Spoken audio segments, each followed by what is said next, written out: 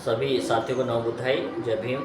मित्रों, आज मैं एक बार फिर आपके समक्ष उपस्थित हूँ। बाबा साहब द्वारा निर्मित संविधान के अंदर जो हमें फंडामेंटल राइट्स दिए गए हैं, उसी क्रम में आज वॉल्यूम नंबर 5 लेकर आपके साथ उपस्थित हूँ। और इसमें 5वें जो वॉल्यूम में हम चर्चा करेंगे संस्कृति और शिक्षा संबंधी मौलिक अधिकार और संवैधानिक उपचारों का अधिकार। संस्कृति और शिक्षा संबंधी मौलिक अधिकार हमें अनुच्छेद 29 और 30 में प्रदान किए गए। अनुच्छेद 29 ये कहता है कि किसी भी अल्पसंख्यक व्यक्ति को अपनी भाषा, अपनी लिपि, अपनी संस्कृति को बनाए रखने की पूर्ण आज़ादी प्रदान करता है। इसका उद्देश्य ये था कि प्रत्येक धर्म के जो साहित्य हैं, धार्मिक पुस्तकें हैं, जो ग्रंथ हैं, वो उन्हीं की भाषा, उन्हीं की लिपि में लिखे गए। जैसे कुरान है, उर्दू में लिखा गया है। जैसे त्रिपिटक है, वो पाली भाषा में लिखा गया है। कहने का तात्पर्य है कि हर धर्म के धर्म ग्रंथ जो हैं, उनकी लिपि, उनकी भाषा में लिखे गए हैं और उन्हें उनकी आने वाली पीढ़ी समझ सकें, पढ़ सकें। इसलिए ये विशेष अधिकार अल्पसंख्यक को दिए गए। क्योंकि यदि ये अधिकार नहीं होता और एक ही शिक्षा व्यवस्था होती और इनकी लिपियों को भुला दिया जाता, तो ये अपने धार्मिक ग्रंथों के अध्ययन से वंचित हो जाते। इसीलिए इसमें कहा गया है, अनुच्छेद 29 स्पष्ट कहता है कि अल्पसंख्यक वर्गों के हितों की संरक्षण प्रदान करता है। इसमें कहा गया है कि भारत के राज्य क्षेत्र या उसे किसी भी भाग के निवासी नागरिकों के किसी भी अनुभाग को जिनकी अपनी एक विशेष भाषा है, लिपि है, संस्कृति है, उसे बनाए रखने का उसे पूर्ण अधिकार प्रदान किया गया है। और इसके लिए वो अपने स्वयं के शिक्षण संस्थान खोल सकते हैं, अपने खुद की पुस्तकें छपवा सकते हैं, प्रचार प्रसार कर सकते हैं, विज्ञापन करवा सकते हैं, लोगों को जागृत कर सकते हैं, प्रत्यक्ष और अप्रत्यक्ष रूप से शिक्षा उन्हें प्रदान कर सकते हैं। एक इसी के अंदर सुविधाएं दी गई हैं कि राज्य द्वारा पोषित राज्य निधि से सहायता पाने वाले किसी भी शिक्षण संस्थान में प्रवेश से किसी भी नागरिक को जो कि अल्पसंख्यक हैं, केवल धर्म, मूलवंश, जाति, भाषा या उनके किसी भी आधार पर उसे वंचित नहीं किया जा सकता है। यदि कहीं इन अल्पसंख्यकों की संख्या कम मात्रा में और अपने शिक्षण संस्थान नहीं खोल पाते, तो वहाँ के जो अल्पसंख्यक बच्चे हैं सरकार के द्वारा एडेड और सरकार के द्वारा संचालित सभी शिक्षण संस्थाओं में प्रवेश ले सकते हैं और शिक्षा ग्रहण कर सकते हैं। इससे उन्हें उनकी जाति, भाषा या लिपि के आधार पर उनसे वर्गीकरण करके उन्हें शिक्षा से प्रवेश देने से वंचित नहीं किया जा सकता। ये हमारा अनुच्छेद 29 कहता है। अनुच्छेद 30 में कहा गया है, शिक्षा संस्थाओं की स्थापना और प्रशासन करने का अल्पसंख्यकों को विशेष अधिकार दिए गए हैं। यदि कहीं पर अल्पसंख्यक की संख्या पर्याप्त मात्रा में है और वो चाहते हैं कि वो अपनी शिक्षण संस्थाएं स्वयं संचालित करें, जिसमें अपनी लिपि, भाषा और कल्चर को सिखाएं, तो निश्चित रूप से सरकार उन्हें मान्यता देती है और उसी संस्था में दूसरे सामान्य बच्चे भी शिक्षा प्राप्त करने के लिए आ सकते हैं। इस पर किसी प्रकार का कोई प्रतिबंध नहीं है। तो सरकार ने कहा है, संविधान कहता है कि धर्म या भाषा पर आधारित सभी अल्पसंख्यक वर्गों को अपनी रुचि की शिक्षा संस्थाओं की स्थापना करने और उसका प्रशासन करने का पूर्ण अधिकार संविधान द्वारा प्रदान किया गया है। कहने का तात्पर्य है कि कोई भी अल्पसंख्यक माइनॉरिटी यदि चाहें तो अपने कल्चर को बचाना चाहते हैं, अपनी लिपि, भाषा, जैसे बौद्धों के अंदर पाली भाषा है और मुस्लिमों के अंदर उर्दू भाषा है, तो ये अपनी भाषा के द्वारा अपने साहित्य को बच्चे पढ़ सकें, इसलिए इस भाषा का विकास करना चाहते हैं, इसे आने वाली पीढ़ी को समझाना चाहते हैं, पढ़ाना चाहते हैं, तो निश्चित रूप से अपने शिक्षण संस्थाएं स्वयं भी संचालित कर सकते हैं। इसका पूर्ण अधिकार सरकार ने संविधान के द्वारा सभी व्यक्तियों को प्रदान किया गया है। शिक्षा संस्थाओं को सहायता देने में या किसी भी संस्था के विरुद्ध इस आधार पर विभेद नहीं करेगी कि वो धर्म या भाषा पर आधारित किसी अल्पसंख्यक वर्ग के प्रबंधन में हैं। यदि सरकार के द्वारा जो एड दिया जाता है, पैसा जो दिया जाता है सहायता के रूप में शिक्षा के विकास के लिए, वो सभी संस्थाओं को समान रूप से दिया जाएगा। ऐसा नहीं कि किसी विशेष धर्म की शिक्षण संस्थाएं हैं और वो उनके कल्चर को बढ़ावा देती हैं तो उससे उस राशि से, उस आर्थिक सहयोग से वंचित उसे नहीं किया जा सकता है। ये एक इसमें विशेष प्रावधान किया गया है।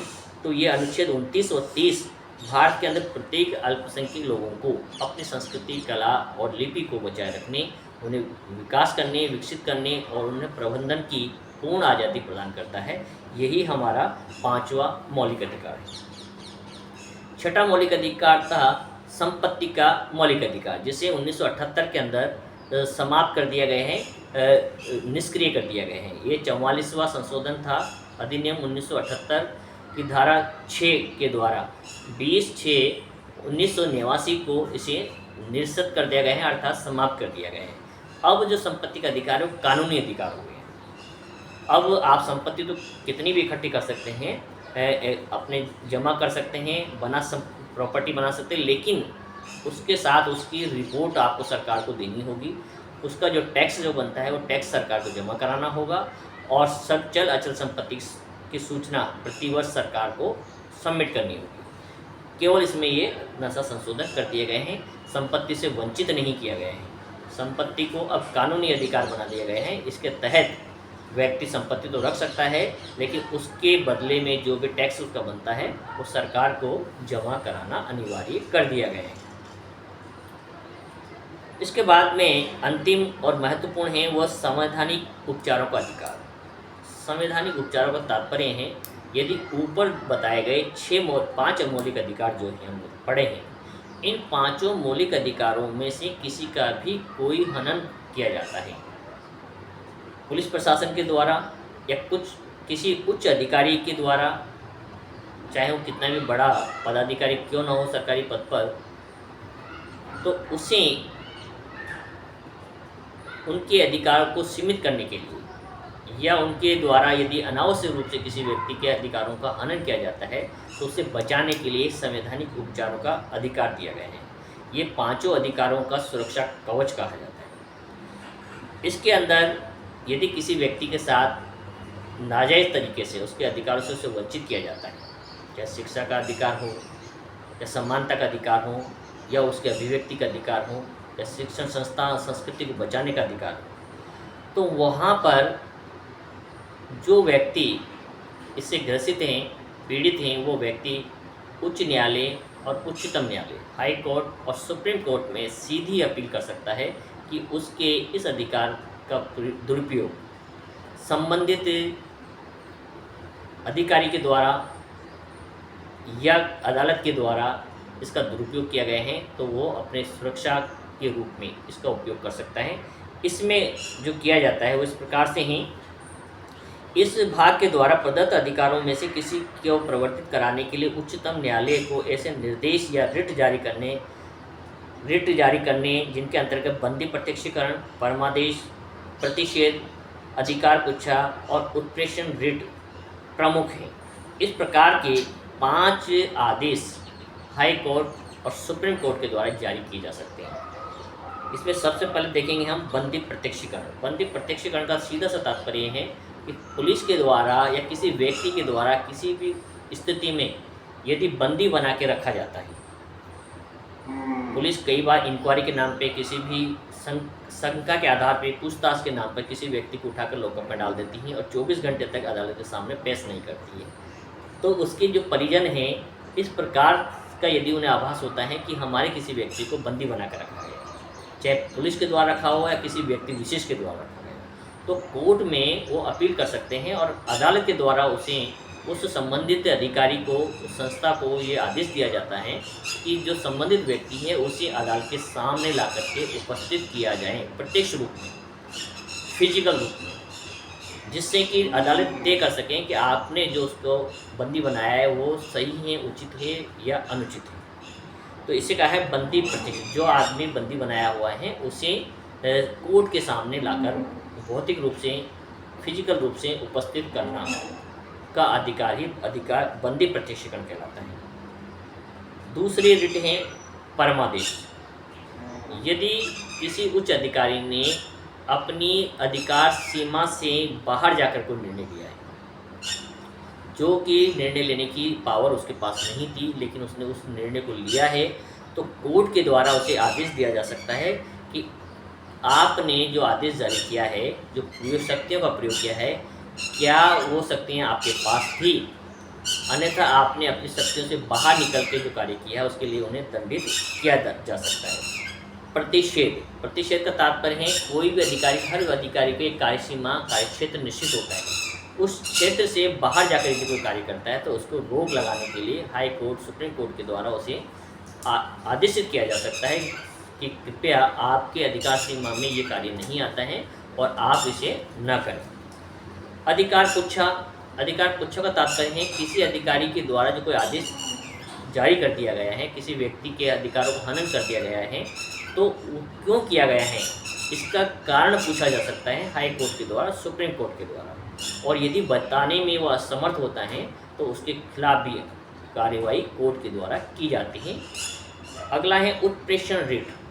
यदि नीचे की अदालत ने कोई निर्णय सुना दिया है और उससे प्रार्थी सहमत नहीं है तो ऊंची अदालत, ऊपरी अदालत में जाकर के वो उसकी अपील कर सकता है और ऊपरी अदालत जो नीचे की अदालत के फैसले की पूरी कॉपी अपने पास मंगवा सकता है और दोबारा उसका परीक्षण कर सकता है। इसे कहा गया है उत्प्रेषण रिट।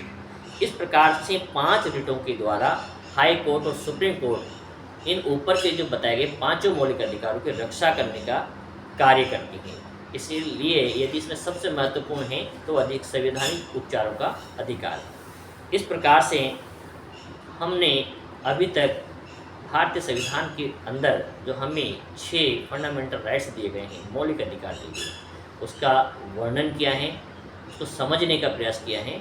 और ये जो जानकारी हमने ली है भारतीय संविधान के अंदर जो आपका सम्यक प्रकाशन है, इसके द्वारा ही हम आपको ये प्रदान कर पा रहे हैं।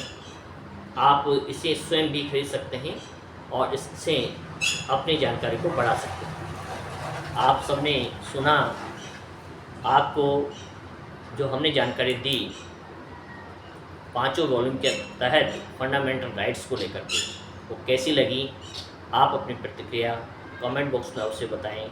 और यदि आपको ऐसा लगता है कि हमारा प्रयास एक सही दिशा में किया जाने वाला कार्य है, तो आप इस वीडियो को अपने इष्ट मित्रों, साथियों को अवश्य भेजें और चैनल को सब्सक्राइब करें और नोटिफिकेशन को ऑन करें। सभी को बहुत बहुत धन्यवाद, आभार, जय हिंद।